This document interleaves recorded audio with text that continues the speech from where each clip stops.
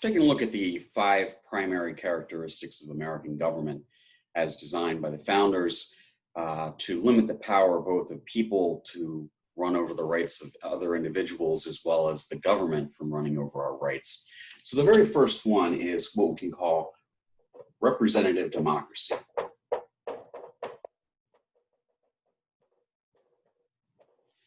Right? And when we think about the idea of representative democracy, there's really 2 ways to take a look at democracy, although in many ways, there's bigger variations than what we would see in the 2 that I'm about ready to describe. But the 2 main types of democracy would be a representative democracy versus a direct democracy. And both of these are Republican forms of government. In other words, modern Republican thought is really the idea that sovereignty rests with the people and that the people have some ability to be able to choose their leaders or make decisions on their own behalf. So what we see with the difference between a representative democracy, which is what the founders chose for us, and what we see for the most part at state and local levels, is that the representative democracy is essentially a government in which we choose our leaders to act on our behalf. And the goal behind that essentially is that nobody really has the time or the inclination to be able to really sift through all of the great issues of the day. We essentially hire these people to go to Washington, D.C. to work on our behalf, either for our state or for a little bit smaller localistic type House of Representatives versus the Senate. So representative democracy is where we elect the people to do our work.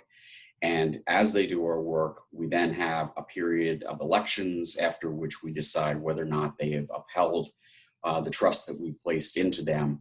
And we can either leave them in office or we can replace them with somebody else. Now, if we were to take a look at that direct democracy, we'd see somewhat of a different kind of aspect here. Instead of electing people to do our business for us, under the context of a direct democracy, what we would see is that citizens get to vote on their own about the various important issues before either the country or the state or whatever it might be. So thinking about a direct democracy, say, for example, we might want to have a discussion about student loans and whether or not we should have the government help pay off student loan debt. Instead of having Congress and the president undertake an argument or deliberation about that, we would have some kind of discussion. I don't know exactly what it looked like in the size of the United States right now, but maybe some kind of electronic town hall or smaller town halls around the country where we'd sit and we'd discuss the issues of student loan debt and whether it would make sense to be able to pay off some of those debt for students. And then we would all go to the polls and we would individually vote on whether or not we wanted to retire student debt using federal monies. At the end of that, 50% plus 1, as it is with most elections in the United States, whoever got the majority of the votes would end up winning. And regardless of whether it was 50.1 versus 49.9%, or 99% versus 1%, whoever wins, wins, and the losers get nothing, right? So that's what really kind of tipped the balance on the side of the founders picking representative democracy. Because they were worried, about a lack of education on behalf of people being able to make decisions on their own. And second of all, they were also worried about the fact that, majorities would be able to run over the rights of minorities within a society. With the idea of representative democracy, what the founders were essentially thinking about was that we could have a government in which many different views were taken into account. And instead of just having the majority always win, we could have a system of government in which we deliberated about things and we understood what this deliberation means. Now, what are we talking about when we talk about deliberation?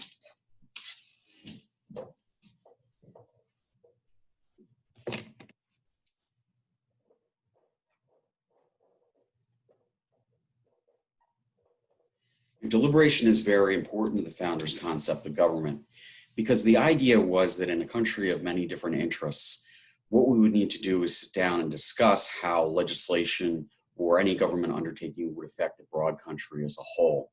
So the idea behind deliberation is that we focus on discussions and try to reach something that if not always accommodating everybody's needs, at least smooths off the rough edges, making sure that there aren't completely adverse effects for everybody. So one is, first characteristic is kind of communication. Right? So you have a discussion about a specific issue, all sides sit around and communicate how that would affect individuals from their district or from their state. And we talk about those issues.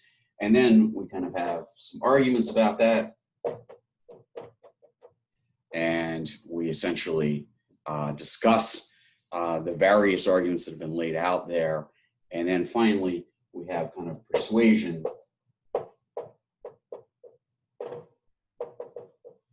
among the various different types of people within the deliberative body in order to be able to pass a piece of legislation. The notion behind this is oftentimes, as we talked about thinking in your own self-interest, we tend to take positions on issues that are good for us, but aren't necessarily good for everybody.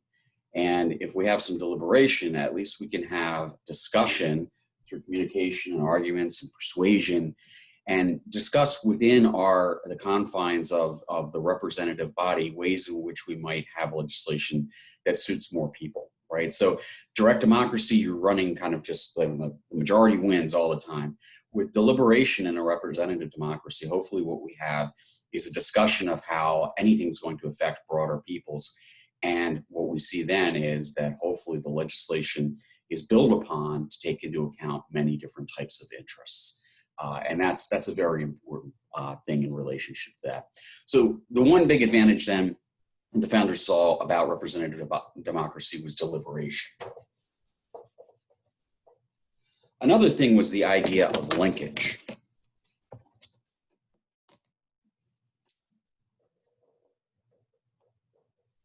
One of the problems with direct democracy is that for the most part, you vote on direct democracy issue by issue, right? So while it may seem like a really good idea to have an enormous amount of programs, maybe eliminating student debt and after-school programs and all kinds of other things, what you don't do is kind of put them together in one big package and vote on them, linking all of them together.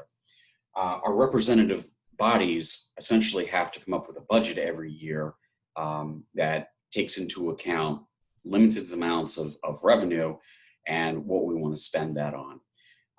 Individual issues of direct democracy, according to scholar Alan Rosenthal, basically aren't linked together.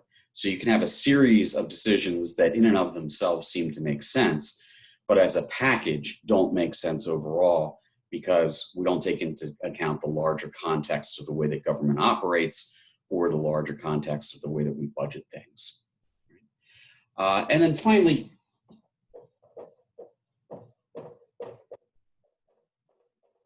one of the advantages of representative democracy versus direct democracy is the concept of compromise. And, I know in contemporary American politics, the idea of compromise is oftentimes considered to be a dirty word. But compromise is important to the political process when you have people with different interests and the ability to be able to make legislation that takes into account different interests over time helps to make sure that everybody has some type of say within the context of the government. So compromise is part of the representative democracy process, which you would not see in the direct democracy process. Again, because in the direct democracy, what we see is that you have the vote and whoever wins, wins, and the other side doesn't win. They get nothing.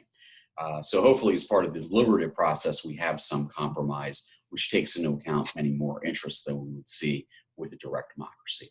So that's kind of a quick overview of this concept that we have of representative democracy.